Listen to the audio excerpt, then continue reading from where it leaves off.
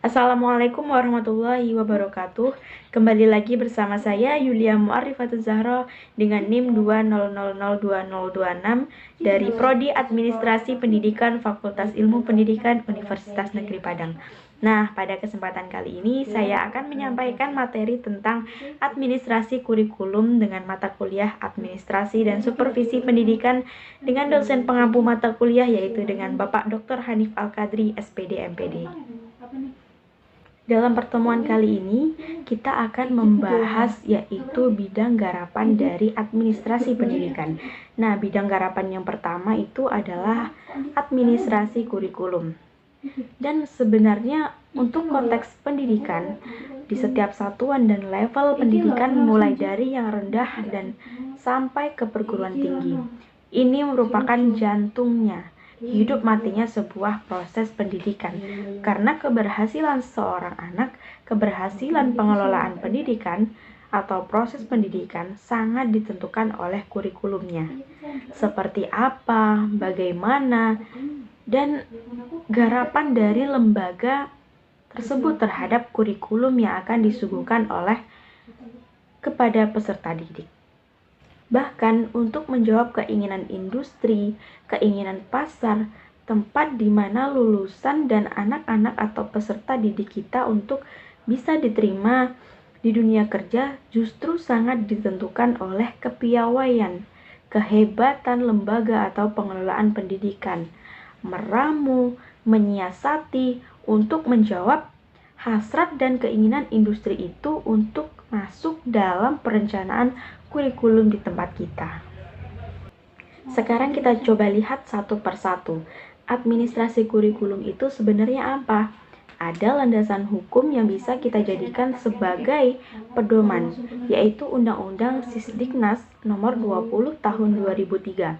Di situ dijelaskan bahwa yang namanya administrasi kurikulum itu atau kurikulum adalah seperangkat rencana atau pengaturan mengenai tujuan, isi, dan bahan pelajaran serta cara, strategi yang digunakan oleh lembaga satuan pendidikan untuk dijadikan sebagai pedoman penyelenggaraan proses belajar mengajar atau istilah dalam Undang-Undang Sisdiknas itu dinamakan dengan KBM, yaitu kegiatan belajar mengajar untuk mencapai tujuan pendidikan. Kita ingat yang kita garis bawahi di sini adalah seperangkat rencana dan pengaturan mengenai tujuan, isi, bahan pelajaran, dan cara. Berarti intinya apa? Bukan diisilnya, tetapi lebih kepada seperangkat rencana dan pengaturan. Jadi lebih ke bagaimana lembaga pendidikan, bagaimana sekolah, bagaimana perguruan tinggi memiliki rencana yang sedemikian rupa, seperangkat rencana yang didesain sedemikian rupa, yang diatur, apakah mulai dari isinya, apakah mulai dari tujuannya, sampai ke strategi dan cara yang digunakan, sehingga itu nanti dibawa ke dalam setiap proses kegiatan belajar mengajar di dalam kelas. Kalau dari pengertiannya, sebenarnya sangat mendukung bahwa tujuan pendidikan itu bisa dicapai. Kenapa? Segala sesuatu yang sudah didesain dan itu merupakan rencana yang dibuat. Ingat, kalau kita pergi ke suatu tempat dan semuanya itu sudah direncanakan, mudah-mudahan sesuai dengan target yang itu bisa dicapai. Kalau toh terjadi sesuatu di perjalanan, yang jadi PR-nya itu ya sesuatunya itu saja, bukan tujuan yang jadi masalah, bukan kurikulum yang jadi problem, tapi bagian mana di proses yang perjalanan itu ada masalah, maka di titik itulah yang harus diselesaikan. Tapi pada sampai saat ini terkait dengan kurikulum itu masalahnya tetap sama akibat kualitas pendidikan yang rendah. Dari tahun kapan perubahan-perubahan kurikulum selalu terjadi. Tapi coba kita lihat apakah memang isinya dirubah. Apakah perubahan ini betul-betul mengobati masalah penyakitnya dari kurikulum kita. Penyakitnya itu sebenarnya apa? Misal di satuan pendidikan itu seperti lulusan kita diserap sangat kecil. Persentase penyerapan industri dan dunia kerja terhadap lembaga A sangat rendah. Itu yang harus dikejar. Ada masalah apa? Dan barangkali 80% diantaranya itu disebabkan karena rencana atau seperangkat rencana dan pengaturan dari kurikulum itu untuk sampai ke proses KBM tadi atau kegiatan belajar mengajar belum menjawab. Belum selesai dengan keinginan dari industri tempat menyerap lulusan kita di dalam dunia kerja. Lebih jauh ketika kita lihat pengertian dari administrasi kurikulum itu ada dua arti. Yang pertama itu dalam arti sempit dan yang satu lagi itu dalam arti luas. Arti sempit artinya adalah seperangkat mata-mata pelajaran, seperangkat mata kuliah yang kemudian dibahas, dipelajari oleh peserta didik di dalam kelas. Tapi lebih daripada itu, yang namanya kurikulum adalah sejumlah experience atau pengalaman belajar yang dimiliki oleh pendidik untuk kemudian ditawarkan, untuk kemudian dikembangkan, dan untuk kemudian dibagikan bersama. Sehingga si peserta didik tidak hanya mendapatkan segala sesuatu secara teori, tapi dalam proses experience yang dibagikan oleh si guru dan si pendidik di dalam kelas, mereka akan jauh lebih kaya. Nah, itu pengertian dari konsep sempit dan luasnya dari arti kurikulum. Tapi kita tarik lagi, kalau administrasi ini adalah pengaturan, kalau administrasi ini adalah rencana.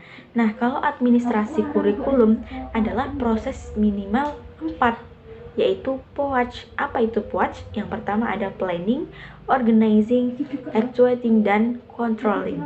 Yang pertama itu proses perencanaan, yang kedua proses pengorganisasian, yang ketiga proses pelaksanaan, kemudian yang keempat adalah proses kontrol atau mengatur terhadap kurikulum di setiap lembaga satuan pendidikan. Nah, selanjutnya apa saja komponennya? Komponen dari kurikulum adalah yang pertama itu kurikulum itu sendiri. Yang kedua ada tujuan. Yang ketiga isi atau konten. Yang keempat ada metode. Dan yang terakhir ada evaluasi. Nah, bayangkan kalau 5 ini adalah 5 masalah, 5 komponen yang didesain, diatur dan direncanakan sedemikian rupa. Apalagi sampai di lembaga pendidikan.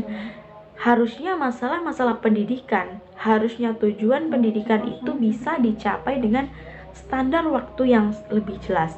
Tapi coba kita lihat sekarang, dari tahun berapa tahun perubahan kurikulum atau kurikulum pertama kali sampai kurikulum yang sekarang K13, terjadi perubahan yang sangat luar biasa. Tapi masalahnya tetap masih sama. Nah, indikasinya adalah pertanyaan pertama, apakah setiap komponen ini dibenahi? Apakah setiap komponen kurikulum ini sudah menjawab akumulasi dari keinginan industri tadi? Apakah setiap komponen kurikulum ini sudah didesain sedemikian rupa untuk bisa menjawab atau melihat setiap penyakit di bagian-bagian itu? Sehingga sampai di proses KBM harusnya sesuatu yang sudah bersih dapat diterima oleh peserta didik. Ya, meskipun berbicara tidak sesederhana prakteknya, tapi menjadi PR terbesar kita kaitannya dengan kurikulum. Kalau dalam konteks membenahi kurikulum dalam tatanan luas di tanah air, memang sesuatu yang sangat sulit. Tapi minimal ya setiap lembaga itu memikirkan kurikulum yang dia punya. Itu dikelola sedemikian rupa, didesain sedemikian rupa, karena jurusan atau prodi itulah yang paling tahu. Maka seharusnya setiap isi, setiap kurikulum tujuannya kudu jelas. Anak ini atau lulusan ini mau masuk di market yang mana, sehingga market inilah yang menjadi standar dan dasar berpikir kita untuk melakukan perubahan dan perbaikan atas kurikulum. Nah, sekarang kita coba lihat lebih jauh tentang administrasi kurikulum. Minimal, yang namanya administrasi itu menjalankan fungsi-fungsi manajemen, yaitu POAC tadi, planning, organizing, actuating, dan controlling. Sekarang kita coba lihat yang pertama itu ada planning atau perencanaan. Perencanaan atas kurikulum tadi dalam kaitan kalau kita lihat komponennya mulai dari kurikulum itu sendiri, tujuan, isi, dan metode yang digunakan. Nah, perencanaan itu dijabarkan adalah analisis pembelajaran, analisis mata pelajaran, apa yang bisa dilakukan dalam konteks itu dalam perencanaan. Direncanakan sedemikian rupa, didesain sedemikian rupa, sehingga apa? Yang namanya kurikulum sudah layak dilakukan perbaikan-perbaikan, pengembangan-pengembangan. Ketika kita menemukan, itu akan diteliti terus. Ada riset dari tim kurikulum di setiap program studi untuk melihat data-data di lapangan terhadap daya serap anak misalnya. Nah, dalam prakteknya, kalau untuk perencanaan itu dalam Sisdiknas yang tadi, artinya sekolah atau perguruan tinggi sudah memiliki kalender akademik. Yang kedua, menyusun program tahunan atau disebut dengan prota. Ada juga namanya promes atau program semester. Dan ada juga yang namanya PSP, yaitu program satuan pembelajaran, dan juga ada yang namanya rencana pengajaran. Nah, kita masuk yang kedua, itu ada organizing atau proses mengorganisasikan. Ini dalam kaitannya dengan kalender akademik tadi yang sudah disusun berdasarkan program kegiatan yang akan berlangsung selama 1 tahun akademik pembelajaran kampus atau di lembaga pendidikan untuk kedepannya. Yang ketiga itu ada actuating. Ini adalah proses pelaksanaan dari kegiatan belajar mengajar atau KBM tadi di dalam kelas antara guru dengan siswa, antara dosen dengan mahasiswa dalam proses mengimplementasikan kurikulum yang sudah direncanakan sedemikian rupa, didesain sedemikian rupa oleh setiap sekolah, bahkan oleh setiap prodi atau jurusan kalau di kampus namanya. Kita masuk yang keempat, itu ada evaluasi.